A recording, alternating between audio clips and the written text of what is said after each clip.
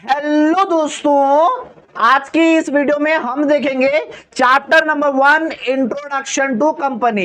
ये जो introduction to company हमारा फर्स्ट चैप्टर है, ये पूरा फुल चैप्टर हम आज ही के एक ही वीडियो में वन शॉट में देखेंगे। वन शॉट का मतलब पूरा फर्स्ट टॉपिक से लेके जो आपका लास्ट टॉपिक आपके सिलेबस में दिए गए हैं, वो सारे टॉपिक्स हम एक ही वीडियो के अंदर कवर करने वाले हैं दोस्तों। दोस्तों ये वीडियो हमारा पर्टिकुलरली होने वाला है बेंगलुरु सिटी यूनिवर्सिटी वालों के लिए, जो भी बच्चे बीसीयू से देख रहे हैं उनके लिए हमारा पर्टिकुलरली वीडियो है। अगर दूसरे बच्चों के लिए भी हेल्पफुल है तो वो भी हमारा ये वीडियो देख सकते हैं दोस्तों। ये वीडियो हमारा जो chapter number 1 introduction to company है, ये हमारा सब्जेक्ट का नाम है कॉर्पोरेट एडमिनिस्ट्रेशन। कॉर्पोरेट एडमिनिस्ट्रेशन का हमारा chapter number 1 introduction to company का पूरा फुल वीडियो एक ही वीडियो के अंदर पूरा फुल चैप्टर हम डिस्कस करने वाले हैं दोस्तों।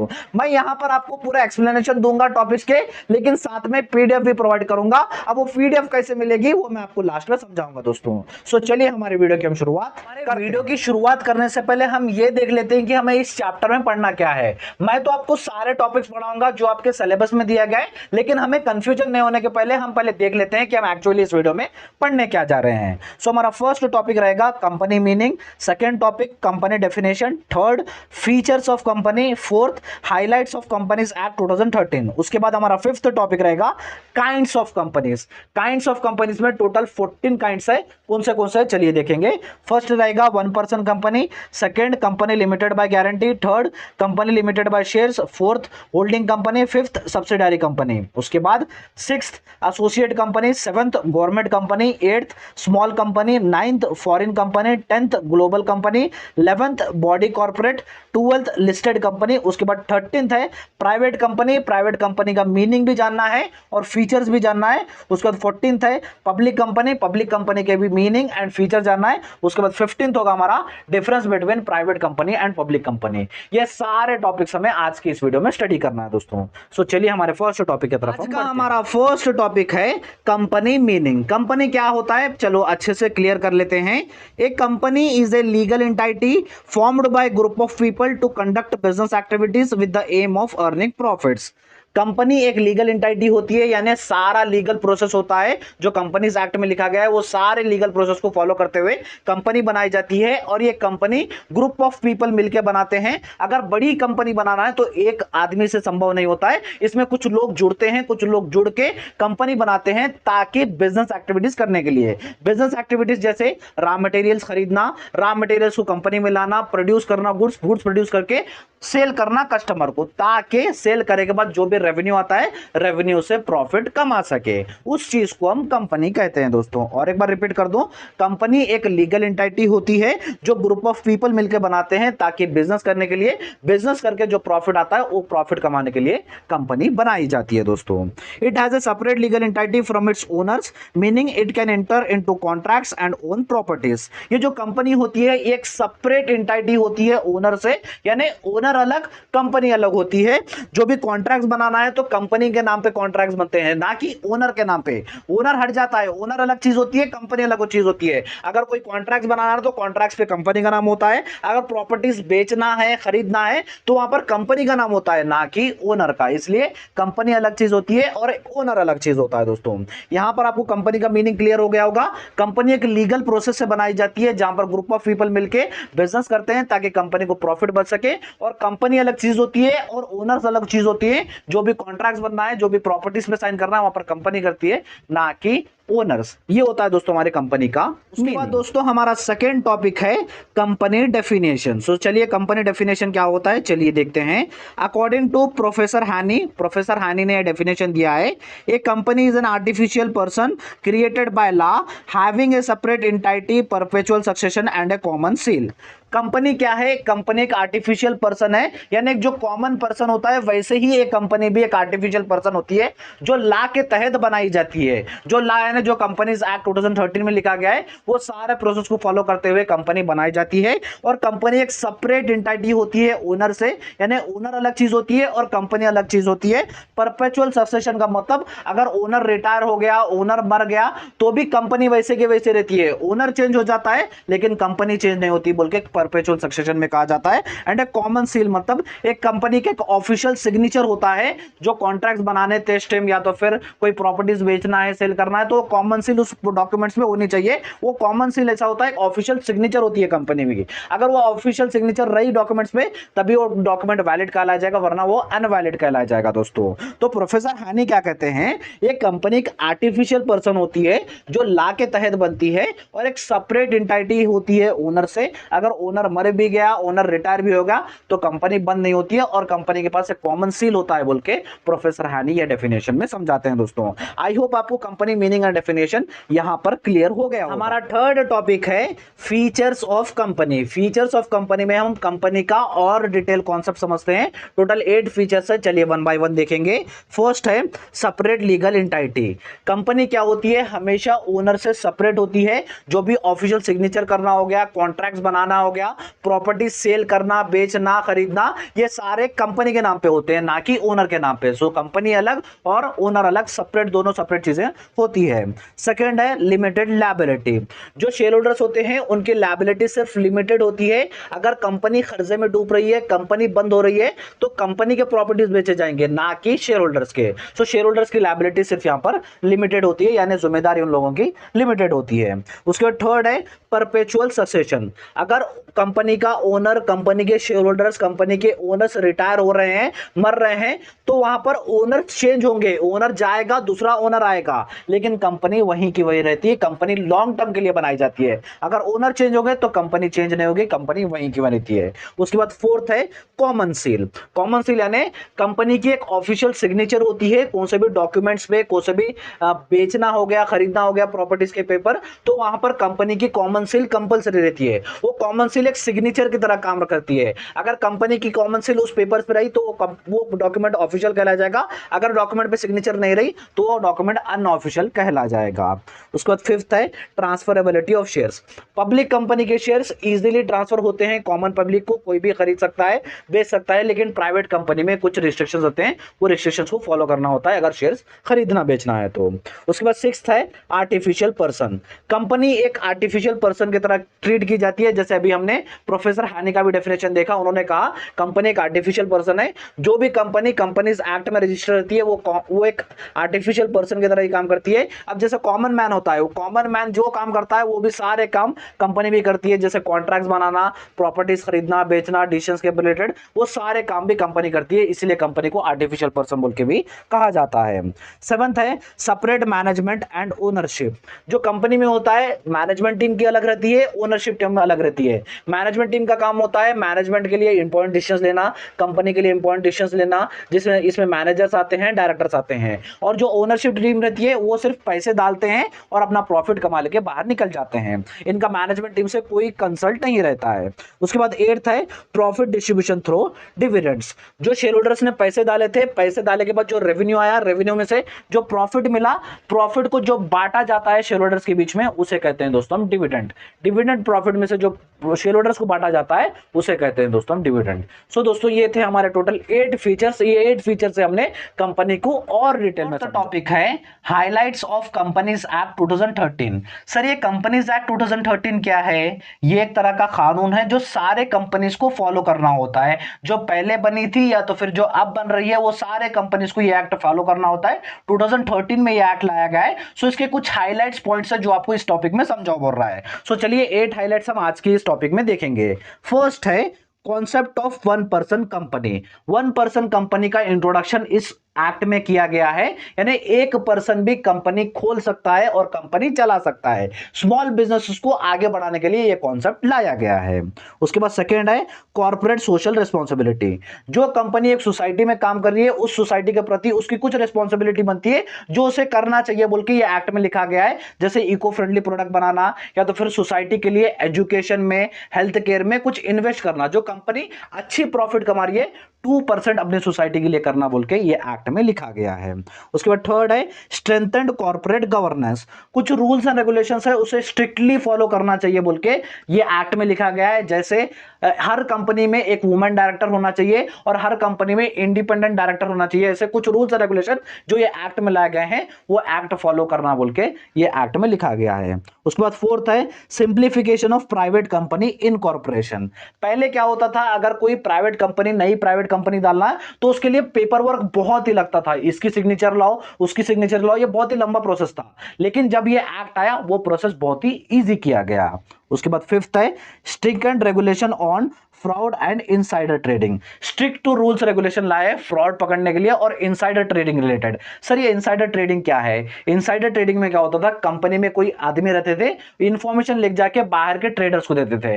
बाहर के ट्रेडर्स को ये हेल्प मिलती थी कि कंपनी के शेयर्स कब खरीदना कब बेचना बोल के। ये इनसाइडर ट्रेडिंग को पूरा का पूरा बंद कर दिया गया है ये एक्ट में दोस्तों। उसके बाद सिक्स है introduction of national company law tribunal and affiliate tribunal. अब जैसे कॉमनली हमें कुछ धोखा मिला या तो फिर कोई एक प्रॉपर्टी डीलर हमारे खिलाफ कोई कब्जा कर रहा है तो हम क्या करेंगे, हम कोर्ट्स में जाएंगे। लेकिन कंपनी का भी एक नया कोर्ट इन्वेंशन किया गया है, इंट्रोडक्शन किया गया है। अब जैसे कंपनी के मैटर सॉल्व करने में, कंपनी में कुछ लड़ाइयां हो रही, डिस्प्यूट सॉल्व करने के लिए एक कोर्ट बनाया गया जिसका नाम है national company law tribunal, NCLT. ये कोर्ट बनाया गया। अगर इस कोर्ट में इंसाफ नहीं मिला तो उससे भी आप आगे जा सकते हैं। जैसे हमारे पास हाई कोर्ट में नहीं मिला इंसाफ तो हम सुप्रीम कोर्ट जा सकते हैं, वैसे ही अगर ये एनसीएलटी में इंसाफ नहीं मिला तो आप एनसीएलटी में जा सकते हैं, जिसका फुल फॉर्म है national company law affiliate tribunal. ये दो कोर्ट्स का इंट्रोडक्शन किया गया कंपनीज एक्ट 2013 में। उसके बाद सेवंथ है easier mergers and एक्वाइजिशन process. Mergers में क्या होता है, दो कंपनीज साथ में आके एक बिजनेस बनाती है। एक्वाइजिशन में क्या होता है, एक कंपनी दूसरे कंपनी को खरीदती है। पहले इसका प्रोसेस बहुत ही बड़ा होता था, बहुत ही बड़े पेपर वर्क होते थे, लेकिन इसे बहुत ही इजी बना दिया गया है कंपनीज एक्ट 2013 में। आप बाहर के कंपनीज के साथ भी मर्जर एंड एक्वाइजिशन कर सकते हैं, ये एक्ट में लिखा गया है। एट्थ है stricter rules four auditors. Auditors वो पर्सन होते हैं जो कंपनी के अकाउंट चेक करते हैं ताकि ये पता लगाने के लिए कंपनी टैक्स पे कर रही है नहीं, कंपनी के अकाउंट सही है नहीं, ये देखने के लिए ऑडिटर रहते हैं। और ऑडिटर के रिलेटेड भी स्ट्रिक्ट रूल्स रेगुलेशन लाए गए हैं कंपनीज एक्ट में। जैसे हर कंपनी में ऑडिटर सिर्फ 5 या फिर 10 साल काम करना चाहिए, इससे ज्यादा काम नहीं कर सकता कोई ऑडिटर बोल के, ऐसे कुछ स्ट्रिक्ट रूल्स लाए गए हैं ऑडिटर्स के रिलेटेड भी दोस्तों। सो दोस्तों ये थे हमारे total 8 highlights of companies act 2013। I hope आपको ये क्लियर हो गए होंगे। और एक बात, ये जो मैंने ये 8 पॉइंट सिर्फ यहां पर आपको समझाए, फीचर्स के भी पॉइंट सिर्फ मैं आपको यहां पर समझाए, सिर्फ पॉइंट्स दिए हैं। मेरे जो पीडीएफ है, जैसे मैंने कहा पीडीएफ प्रोवाइड करूंगा, उस पीडीएफ में यहां पर आपको सारे पॉइंट्स के डिटेल एक्सप्लेनेशन मिलेंगे। वो पीडीएफ कैसे मिलेगा वो मैं आपको लास्ट में। तो चलिए दोस्तों, हमारा 5th टॉपिक है काइंड्स ऑफ कंपनी, यानी कंपनी कितने प्रकार के होते हैं, यहां पर आपको इस टॉपिक में पढ़ना है। कंपनी तो बहुत ही प्रकार के होते हैं, लेकिन आपके सिलेबस में भी 14 कंपनीज दिया है, वो 14 कंपनीज हम डिटेल में पढ़ेंगे। जिसमें हमारा फर्स्ट कंपनी है one person company. One person company क्या होता है चलिए समझते हैं। A one person company is a type of company that has only one owner who acts as a both shareholder and a director. One person company ऐसी company होती है जहां पर सिर्फ एक ही पर्सन उस कंपनी का ओनर भी होता है, शेयर होल्डर भी होता है और डायरेक्टर भी होता है।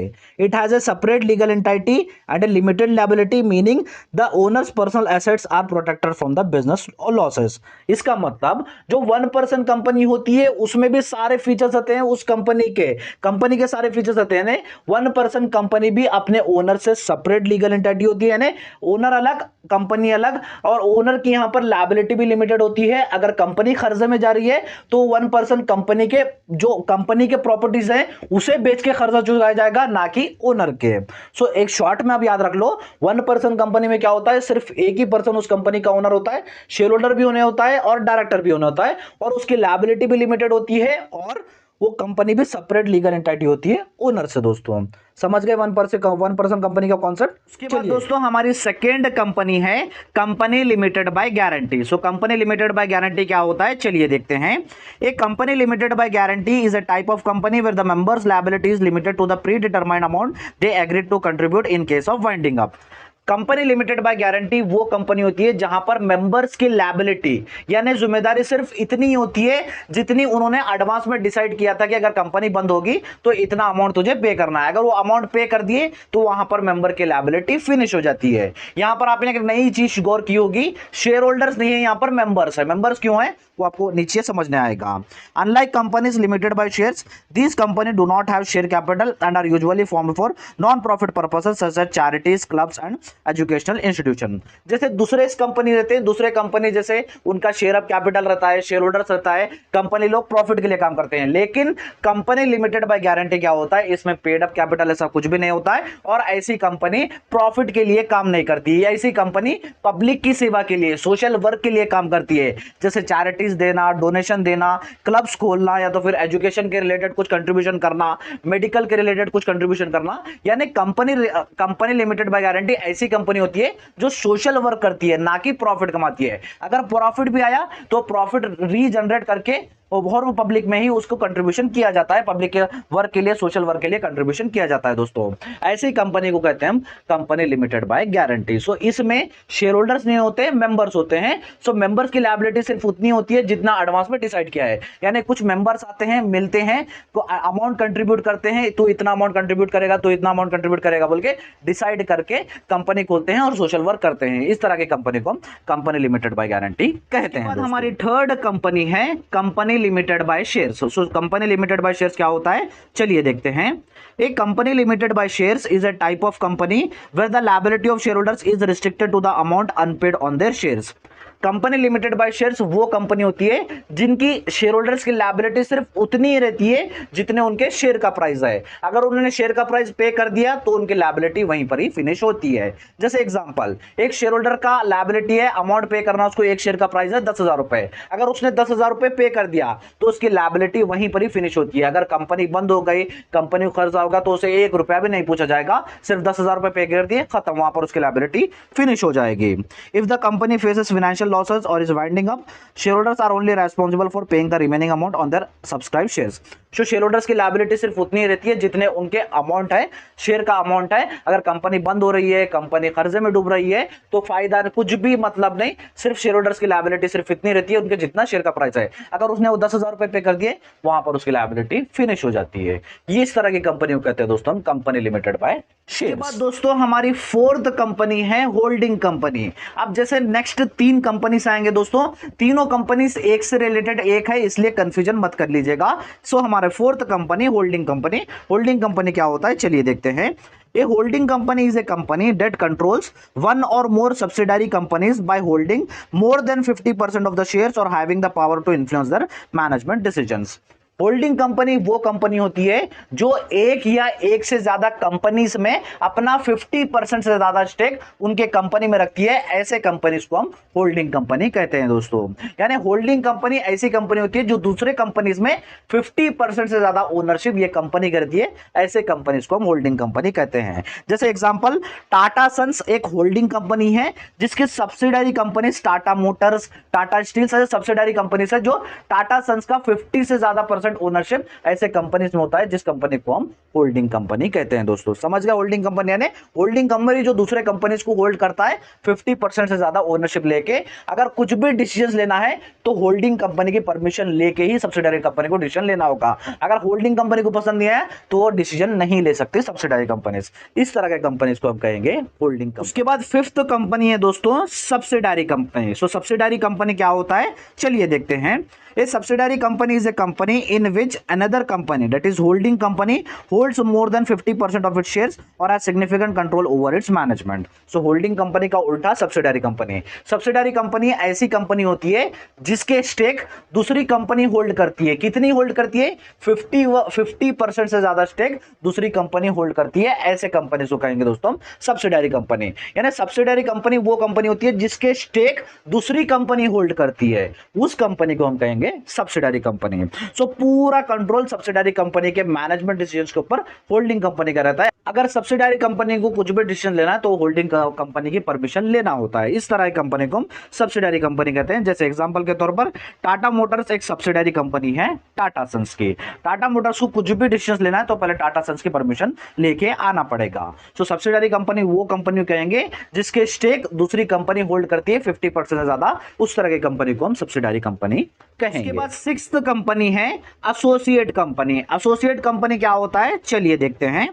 An associate company is a company in which another company hold at least 20% but less than 50% shares or has significant influence over decision making but not full control. Associate company ऐसी company होती है जिसके stake दूसरी company hold करती है but इसके stake percentage देखिए, percentage hold करती है 20% मिनिमम और मैक्सिमम 50%, 20 से लेके 50% के बीच में कोई दूसरी कंपनी इस तरह इसके कंपनी के शेयर होल्ड करते हैं, उस तरह के कंपनी को हम कहेंगे दोस्तों एसोसिएट कंपनी। यानी एसोसिएट कंपनी के भी शेयर्स दूसरी कंपनी होल्ड करती है, लेकिन परसेंटेज है यहां minimum 20 maximum 50। So minimum 20 maximum 50 बोलते, अगर 50 के नीचे स्टेक दूसरी कंपनी के पास है तो 50 के ऊपर स्टेक एसोसिएट कंपनी के पास है। सो कुछ भी डिसीजन लेना है तो एसोसिएट कंपनी अपने आप ही ले सकती, दूसरी कंपनी को बता सकती है, लेकिन दूसरी कंपनी पूरा कंट्रोल नहीं कर सकती। क्यों कंट्रोल नहीं कर सकती? 51% से ज्यादा स्टेक एसोसिएट कंपनी के पास ही है, इसलिए जो भी डिसीजन लेना है एसोसिएट कंपनी ही लेती है। इस तरह के कंपनी को हम एसोसिएट कंपनी कहेंगे। एग्जांपल के तौर पर आईसीआईसीआई जो लाइफ इंश्योरेंस है वो एक एसोसिएट कंपनी है आईसीआईसीआई बैंक के। दोस्तों समझ गए दोस्तों एसोसिएट कंपनी का मीनिंग। चलो बढ़ते हैं। उसके बाद 7th कंपनी है गवर्नमेंट कंपनी। गवर्नमेंट कंपनी क्या होता है चलिए देखते हैं। एक government company is a company in which central or state government hold at least 50% of the share capital. It operates like a private business but is controlled by the government. Government company वो company होती है जो company में shares या stakes 50% से ज्यादा stake central government या तो फिर स्टेट गवर्नमेंट होल्ड करती है, उस तरह के कंपनी को हम गवर्नमेंट कंपनी कहेंगे। यानी गवर्नमेंट कंपनी इस कंपनी में 51% ज्यादा स्टेक होल्ड करी तो वो कंपनी गवर्नमेंट की कहलाई जाएगी, या तो फिर सेंट्रल गवर्नमेंट तो होल्ड करेगी या तो फिर कोई स्टेट गवर्नमेंट तो होल्ड करेगी, उस तरह के कंपनी को हम कहेंगे गवर्नमेंट कंपनी। ये कंपनी पूरा प्राइवेट कंपनी के जैसा ही ऑपरेट करती है, लेकिन कुछ भी डिसीजन लेना है तो गवर्नमेंट लेती है इस कंपनी में डिसीजन। इस तरह की कंपनी को हम कहेंगे गवर्नमेंट कंपनी। एग्जांपल के तौर पर गवर्नमेंट कंपनी BHEL जो Bharat heavy electronics limited company है, वो एक गवर्नमेंट कंपनी ही है दोस्तों, उसके सारे डिसीजंस गवर्नमेंट लेती है। इस तरह के कंपनी को गवर्नमेंट कंपनी कहेंगे। उसके बाद 8th कंपनी है स्मॉल कंपनी। अब स्मॉल कंपनी क्या होता है चलिए देखते हैं। Under Section 2 of 85 of the Companies Act 2013, a small company is a private company that meets the following criteria. According to section 2 of 85 में लिखा गया है कंपनीज एक्ट के कि स्मॉल कंपनी तो पहले प्राइवेट कंपनी होती है, प्राइवेट कंपनी होती है स्मॉल कंपनी, और उसे ये दो नीचे के क्राइटेरिया है वो क्राइटेरिया फुलफिल करना होगा तभी वो एक स्मॉल कंपनी बनेगी। जो दो क्राइटेरिया है जिसमें से फर्स्ट है paid up share capital does not exist 4 crore. जो पेड अप शेयर कैपिटल रहता है वो 4 करोड़ से ऊपर नहीं होना चाहिए। पेड अप शेयर कैपिटल यानी जो सारे शेयर होल्डर्स पैसे इन्वेस्ट करते हैं कंपनी में पूरे पैसे मिला के वो 4 करोड़ से ऊपर नहीं होना चाहिए, तब वो स्मॉल कंपनी कहलाई जाएगी। उसका सेकंड क्राइटेरिया है turnover does not exit 40 crore. जो टर्नओवर होता है यानी जो सेल्स होती है टोटल एक साल में जो सेल होती है वो 40 करोड़ के ऊपर नहीं होना चाहिए, 40 करोड़ के ऊपर टर्नओवर नहीं होना चाहिए। इस तरह के कंपनी को हम स्मॉल कंपनी कहेंगे। स्मॉल कंपनी के फर्स्ट 3 क्राइटेरिया है। फर्स्ट तो वो प्राइवेट कंपनी होना चाहिए, दूसरा शेयर कैपिटल 4 करोड़ के ऊपर नहीं होगा, और तीसरा टर्नओवर 40 करोड़ के ऊपर नहीं होना चाहिए। इस तरह के कंपनी को हम स्मॉल कंपनी कहेंगे। 9th कंपनी है फॉरेन कंपनी। फॉरेन कंपनी क्या होता है चलिए समझते हैं। A foreign company is a business entity that is incorporated in one country but operates or conducts business activities in another.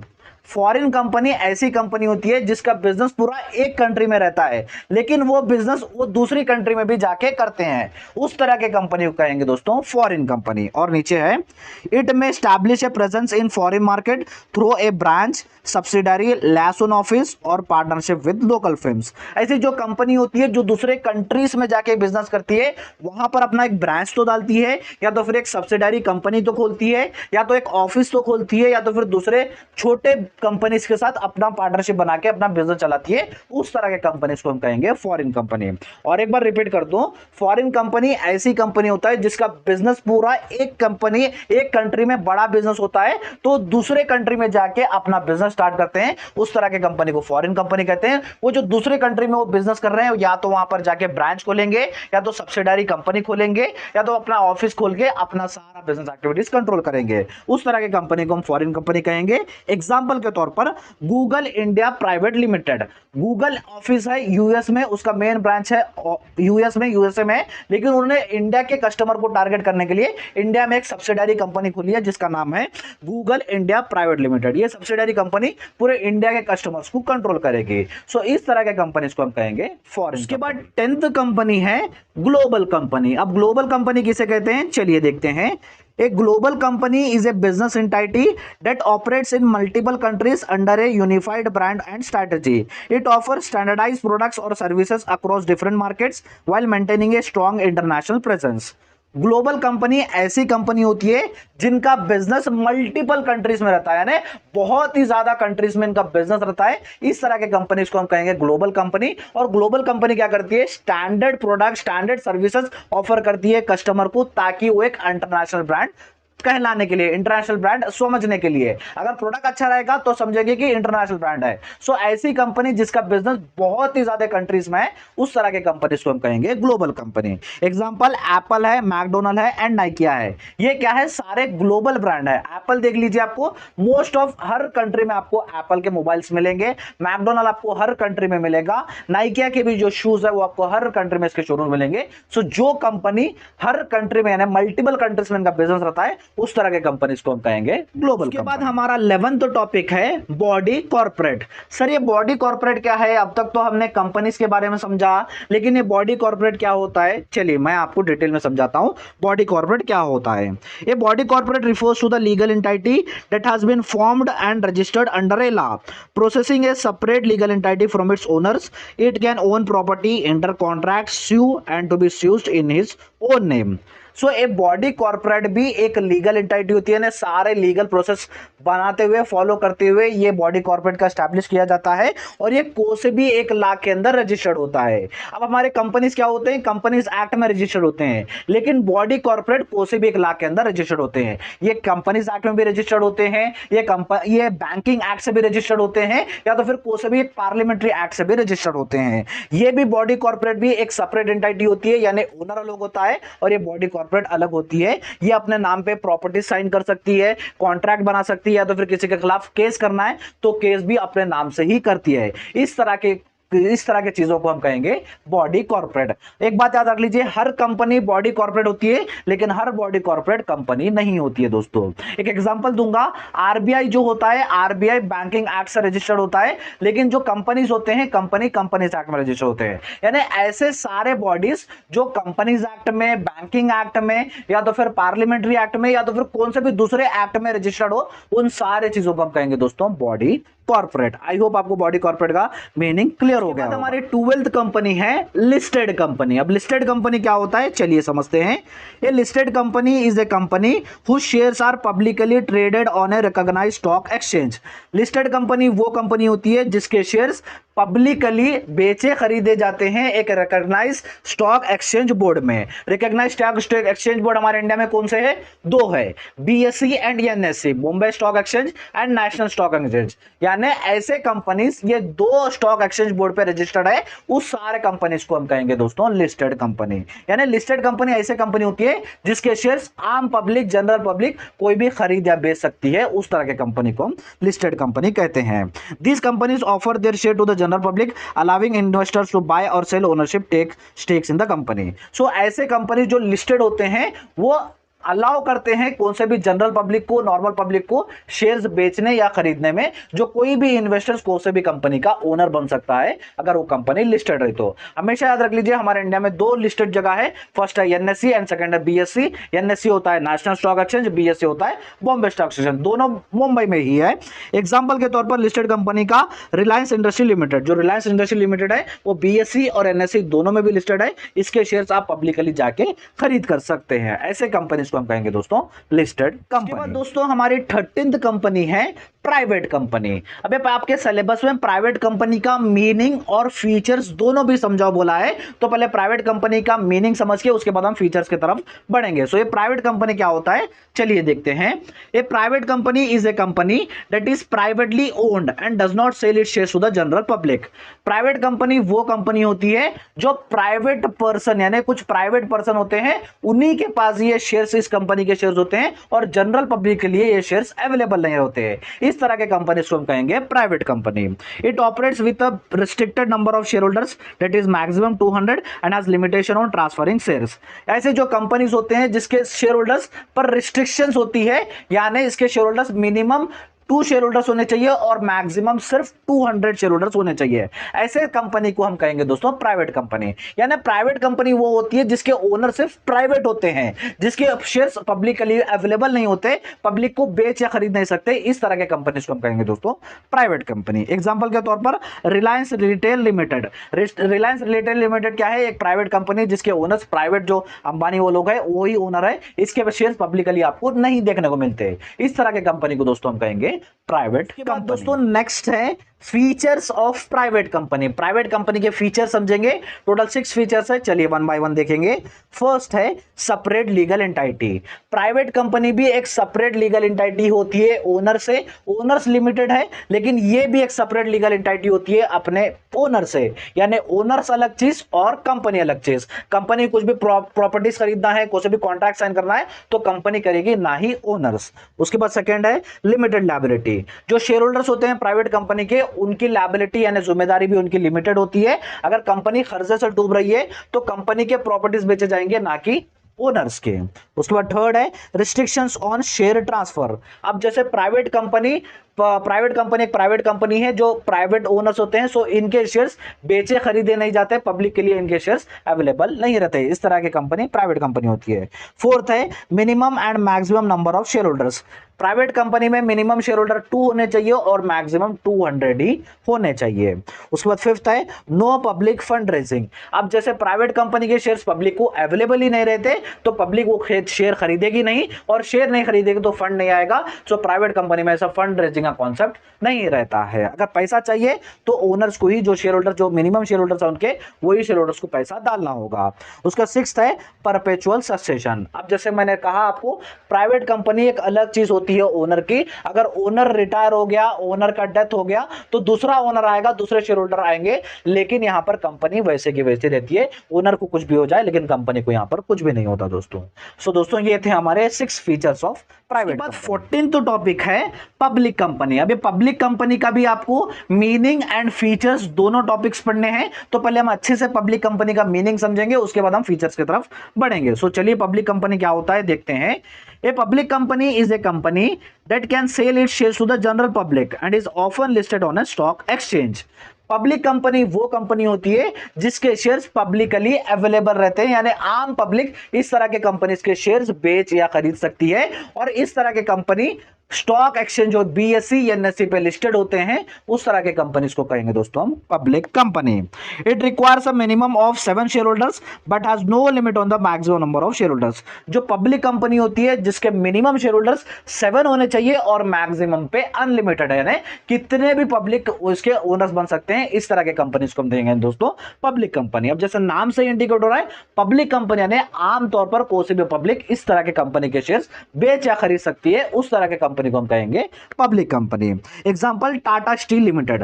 Tata steel limited एक public company है जिसके शेयर्स आप या मैं भी जाकर खरीद या बेच सकते हैं, उस तरह के कंपनी को हम कहेंगे टाटा स्टील लिमिटेड। ये होगा दोस्तों हमारे पब्लिक कंपनी का। उसके बाद नेक्स्ट टॉपिक है दोस्तों फीचर्स ऑफ पब्लिक कंपनी। अब हम पब्लिक कंपनी के फीचर समझेंगे। इसके भी टोटल 6 फीचर्स है, चलिए वन बाय वन देखेंगे।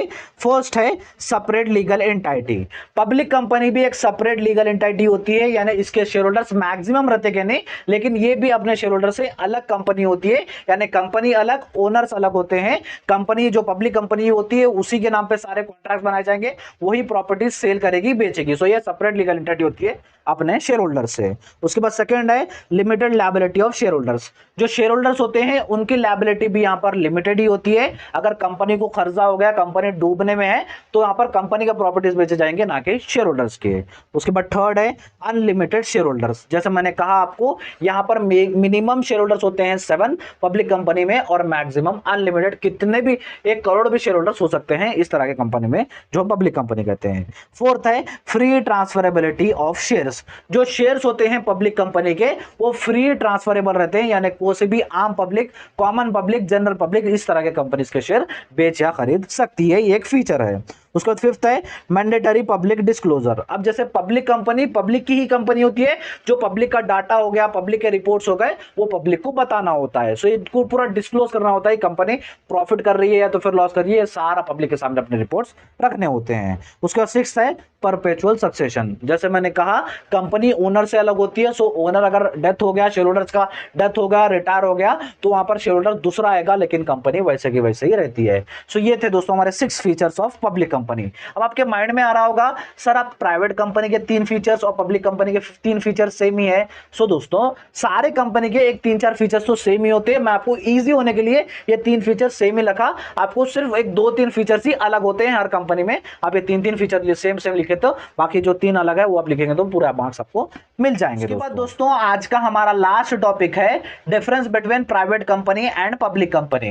प्राइवेट कंपनी और पब्लिक कंपनी में क्या अंतर है वो हमें समझना है दोस्तों। सो चलिए समझते हैं। आपके स्क्रीन के ऊपर एक बॉक्स दिख रहा होगा, बॉक्स में 3 कॉलम है। फर्स्ट कॉलम एस्पेक्ट यानी डिफरेंस का कॉलम है, इसमें हम डिफरेंस करेंगे। सेकंड कॉलम प्राइवेट कंपनी का है, थर्ड कॉलम पब्लिक कंपनी का है दोस्तों। सो चलिए डिफरेंस देखते हैं। First ownership. ओनर कौन होते हैं? प्राइवेट कंपनी के प्राइवेट ओनर और लिमिटेड ओनर्स होते हैं, लेकिन पब्लिक कंपनी के अनलिमिटेड ओनर्स होते हैं, यानी इसके शेयर पब्लिकली बेचे जाते हैं तो इसके ओनर्स भी अनलिमिटेड होते हैं। सेकंड है स्टॉक एक्सचेंज पे क्या दोनों कंपनी लिस्टेड होती है? प्राइवेट कंपनी लिस्टेड नहीं होती है और पब्लिक कंपनी लिस्टेड होती है बीएसई और एनएससी में। उसके बाद थर्ड डिफरेंस है रेगुलेशंस। क्या दोनों कंपनी को क्या क्या रेगुलेशंस फॉलो करने होते हैं? प्राइवेट कंपनी को सिर्फ कंपनीज एक्ट में क्या क्या रूल्स रेगुलेशंस है उसे फॉलो करने होते हैं, लेकिन पब्लिक कंपनी को कंपनीज एक्ट पे भी रूल्स रेगुलेशन फॉलो करने हैं, और साथ ही साथ जैसे ये लिस्टेड कंपनी होते हैं तो एसईबीआई के भी सारे रूल्स रेगुलेशंस फॉलो करने होते हैं पब्लिक कंपनी को। उसके बाद फोर्थ डिफरेंस है number of share holders. Private company के मिनिमम शेयर होल्डर्स 2 होते हैं और मैक्सिमम 200 होते हैं, लेकिन पब्लिक कंपनी के मिनिमम 7 शेयर होल्डर होते हैं और मैक्सिमम अनलिमिटेड शेयर होल्डर्स होते हैं दोस्तों। उसके बाद फिफ्थ डिफरेंस है रिपोर्टिंग रिक्वायरमेंट्स। कुछ भी डाटा कुछ भी रिपोर्ट्स होते हैं वो क्या दोनों कंपनीज पब्लिक को रिवील करती है? प्राइवेट कंपनी नहीं करती है क्योंकि इसके ओनर्स प्राइवेट होते हैं, लेकिन पब्लिक कंपनी के ओनर्स पब्लिक होती है तो इनको सारा रिपोर्ट सारा डाटा पब्लिक को बताना होता है। उसके बाद सिक्स्थ डिफरेंस है एक्सेस टू कैपिटल। अगर कैपिटल चाहिए दोनों कंपनी तो पैसे कहां से उठाएंगे? प्राइवेट कंपनी या तो फिर पैसे अपने शेयर होल्डर जो लिमिटेड ओनर्स है उनके पास से लेगी, अगर उनके पास से पैसा अरेंज नहीं हुआ तो बैंक से या तो फिर फाइनेंशियल इंस्टीट्यूशन से पैसा अरेंज करेगी।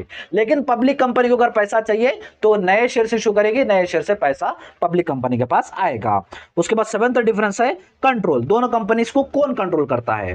प्राइवेट कंपनी को जो उसके ओनर्स है लिमिटेड ओनर्स वो लोग ही कंट्रोल करते हैं, लेकिन पब्लिक कंपनी जैसे पब्लिक कंपनी है इसको कंट्रोल करते हैं सारे शेयर होल्डर्स।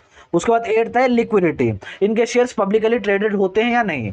प्राइवेट कंपनी के नहीं होते हैं, लेकिन पब्लिक कंपनी के शेयर्स बेचे खरीदे जा सकते हैं दोस्तों। समझ गए दोनों कंपनीज के बीच में डिफरेंस? ये था दोस्तों हमारा ये टॉपिक। आई होप आपको ये टॉपिक भी समझ में आ गया होगा और जितना हमने अभी तक पूरे चैप्टर में सारे कॉन्सेप्ट समझे वो भी क्लियर हो गए होंगे दोस्तों। दोस्तों ये था हमारा आज का वीडियो, और जैसे मैंने कहा था मैं आपको लास्ट में पीडीएफ भी प्रोवाइड करूंगा। पहले बात कर लेते हैं उस पीडीएफ में मिलेगा क्या। उस पीडीएफ में आपको हर टॉपिक का डिटेल एक्सप्लेनेशन मिलेगा। जैसे एग्जांपल के तौर पर हमने फीचर्स ऑफ कंपनी देखा था, फीचर्स ऑफ कंपनी यहां पर सिर्फ हमने क्या देखा? पॉइंट्स देखा, लेकिन उस पीडीएफ में फीचर्स ऑफ कंपनी का पॉइंट्स के साथ आपको डिटेल एक्सप्लेनेशन मिलेगा। ऐसा आपको हर टॉपिक के साथ मिलेगा दोस्तों। बहुत ही अच्छा पीडीएफ है, वो आपको लेने के लिए सिर्फ आपको पे करने होंगे 50 रुपीज। अगर आप 50 रुपीज पे करें तो आपको पीडीएफ मिल जाएगा। लेकिन कैसे मिलेगा? तो आपको जो मेरे लेफ्ट में मेरे राइट में जो व्हाट्सएप नंबर दिख रहा है उस व्हाट्सएप नंबर पे हाई और कौन सा पीडीएफ चाहिए आपको ये मैसेज करना है, तो आपको वहां पर फर्दर इंफॉर्मेशन मिल जाएगी दोस्तों। अब रिटर्न आ जाइए। मैं यहाँ क्या करूंगा, एक प्लेलिस्ट बना दूंगा, एक कॉर्पोरेट एडमिनिस्ट्रेशन की प्लेलिस्ट बना दूंगा। जो भी मेरे नेक्स्ट वीडियो आएंगे कॉर्पोरेट एडमिनिस्ट्रेशन सब्जेक्ट के, वो सारे उस प्लेलिस्ट में मिल जाएंगे दोस्तों। प्लेलिस्ट का लिंक मैं आपको डिस्क्रिप्शन बॉक्स में दे दूंगा, एक बार डिस्क्रिप्शन बॉक्स चेक कर लीजिएगा। वीडियो अच्छा लगा तो वीडियो को लाइक कर दीजिए, चैनल को सब्सक्राइब कर लीजिएगा और अपने सारे फ्रेंड्स के साथ इस वीडियो को शेयर कर दीजिएगा दोस्तों। Thank you so much.